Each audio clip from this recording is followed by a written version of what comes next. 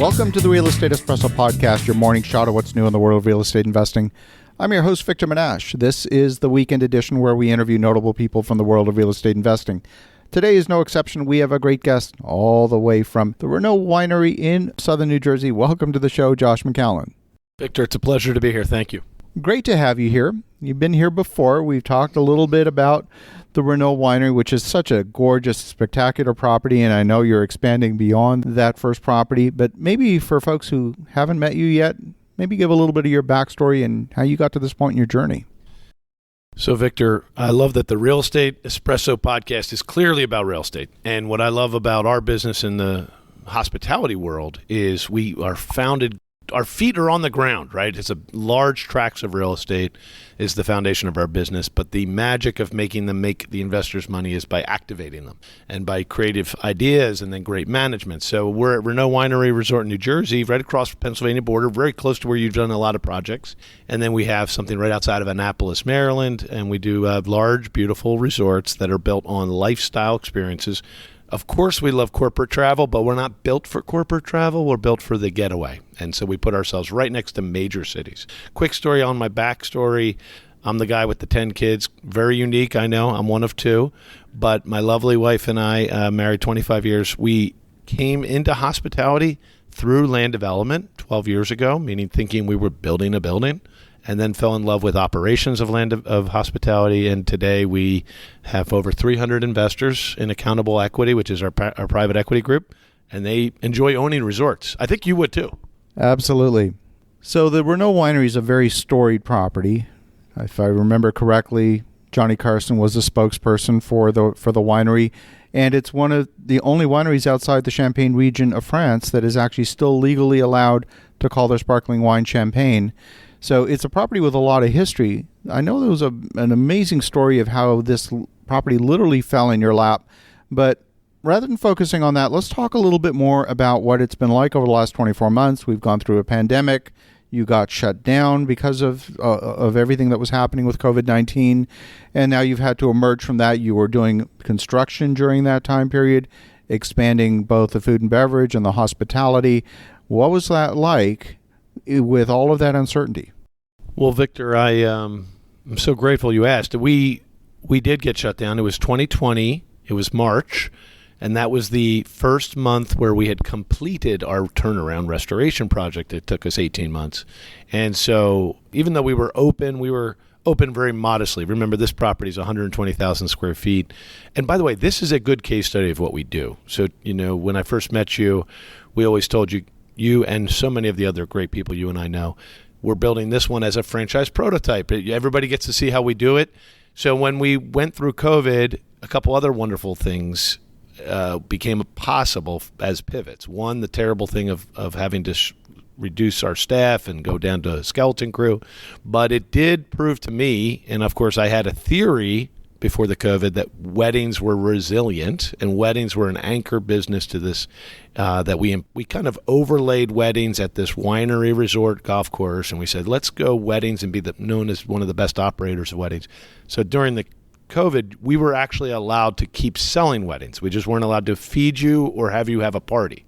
So we had a very skeleton crew, but we kept our sales team. We kept our marketing going. And so to my surprise, New Yorkers and Philadelphians kept internet searching for weddings, and they kept calling us. And during the pandemic, believe it or not, which partially was closed, locked in, most of the building was closed from March through, really there were no weddings allowed to happen until the end of 2020. We sold 400 weddings, and that then put massive millions of dollars of contracts on the books and millions of dollars of advanced deposits on the books. And we felt we were almost validated that we were right, that weddings not only are resilient, but the capital and the investment from the bride comes so early in the cycle, meaning 18 months before the event. It adds a whole nother layer of security, capital security to the projects. And we've allowed that to continue to influence our business. And then the last thing I know you love is we pivoted to outdoor dining, which was legal. So we weren't allowed to bring you inside, but we could keep you outside. But it's cold in the Northeast. And so we did an outdoor winter village. We even hired a wonderful ice skating rink company. And we built a paradigm where we said, if we're a winery resort based on agriculture and the historic life of being close to the earth, what if our winters were an homage to winemaking. So we called our ice rink the Vintner Wonderland, which of course most people thought we were mispronouncing winter, but we were actually saying this is when the magic of fermentation happens, is in the cold months, right? We've already harvested. So we created this organic story that, now we're 4 seasons. It goes from a 3-month vintner season to a bloom and bud season, which we're in now, and into a summer fun, we call it, and then harvest. I love that. One of the things that COVID has taught all of us is the need to be resilient and resourceful and develop new business models when maybe the traditional plan A wasn't going to work. You needed to do something else.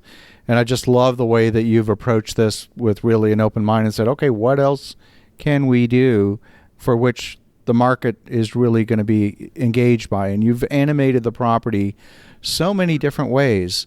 And just brought that engagement in the traffic. Now, it had to have been stressful, even though you brought in so many hundreds of thousands, perhaps millions of dollars in deposits, not knowing how many of these were going to get canceled, how many were going to get rescheduled. Yeah, the contract might say these deposits are non-refundable, but are you really going to keep the money and all of that? What was that like? Well, we have a heart for hospitality, but we are proper business owners, and we do steward other people's money. So the investors, this is one of my wife's favorite part, and you know Melanie well. She loves that when we build these projects, it's with investors, normal families that can invest $50,000 or what. Well, we're not going to lose anybody's $50,000. So truthfully, we do run the businesses by the contract. And when a bride did call us, of course, they were in such a terrible situation because they were not asking to have their wedding moved. The COVID was. So we were absolutely as hospitable as we could. We moved people. We stopped selling for a period of time. We took a month, contacted every bride into the future of that year, 2020, and offered them any alternative in 21. They could take the best Saturday, the best Sunday, the best Friday. And then we shut that down, all the changes, and then we opened the sales back up. But we refunded no one. And there were only a few out of hundreds and hundreds of brides that had contracted.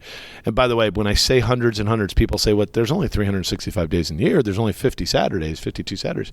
We have multiple venues, and we do it in such an interesting way. In Vineyard Gardens, we'll have a big, beautiful seasonal 10.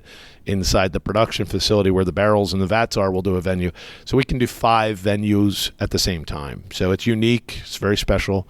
But we actually were pretty strict about not refunding. And again, we remained hospitable, and I think everyone understood that we did not feel we had the ability to just throw people's money back. We kept it, and we kept serving them.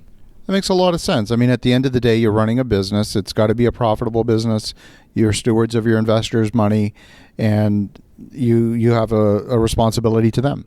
I mean, and at the end of the day, we know how stressful it was for everyone. We can all put ourselves back in that spot no matter what we were doing. And if you were a bride, it's even more stressful. And there was a kind of a cool little nuance that happened that year.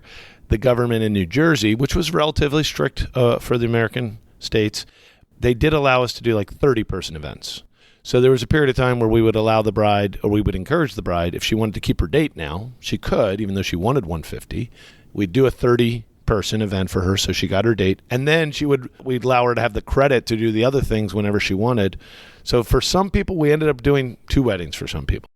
Back to that being creative and resourceful and adapting to the reality, the situation on the ground. I love that. So you've taken Renault Winery as prototype number 1. Now you're in Kent Island, just outside Annapolis, Maryland. I know that's a complex project with lots of coastline and all of these different regulatory requirements that come just by being that close to the water. How's that going? Well, one of our models is we're grateful if we find a property that has large tracts of land. Even though the building may only have 50 rooms, which is a bit small, we'd like to have a 100-room hotel. If the tract of land is 200 acres with waterfront, we find that very appealing. And what we do is we design I call it a 3-step business plan.